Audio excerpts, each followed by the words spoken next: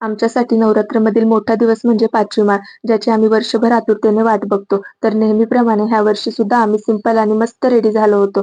तेवढ्यात आगमन झालं ते आमच्या सासूबाईंच्या ह्या गंठणी. आम्हाला नाजूक घालायची सवय आणि त्यांनी आम्हाला ते काढून हे घालायला लावलं. मग काय सासूबाईंचा मान ठेवला आणि कसं तरी लाजत-गाजत एकमेकींवर हसत गेलो मंदिरात आणि तिथं गेल्यावर ही गर्दी बघून मला एकच डायलॉग आठवला, की भक्तों की भीड़ ही बता देती है की दरबार किसका सजा है, किसका सजा है, आप खुद ही सुन लो.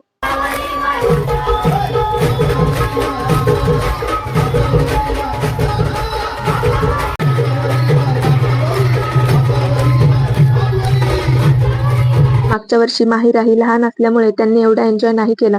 पण ह्या वर्षी त्यांनी खूप वेळ कार्यक्रम बघितला. खूप वेळ म्हणजे 1 वाजेपर्यंत जाग्याच होत्या. आता म्हणलं हे अति होतंय म्हणून मग घरी गेलो आणि मी सांगायचं विसरले, की माहीराहीच्या 2 मावशी आल्या होत्या हे कार्यक्रम बघायला आणि त्यांनीच दोघींना झोपी घातलं. ह्या दोघी झोपल्यानंतर आम्ही परत तिथे गेलो आणि थोडाच वेळ बघून घरी येऊ असं म्हणून बघता-बघता 2:30 वाजले. मग पटकन घरी आलो कारण दुसऱ्या दिवशी पण सकाळी लवकर आरतीसाठी जायचं होतं. तर असा गेला होता आमचा ह्या वर्षातला स्पेशल दिवस.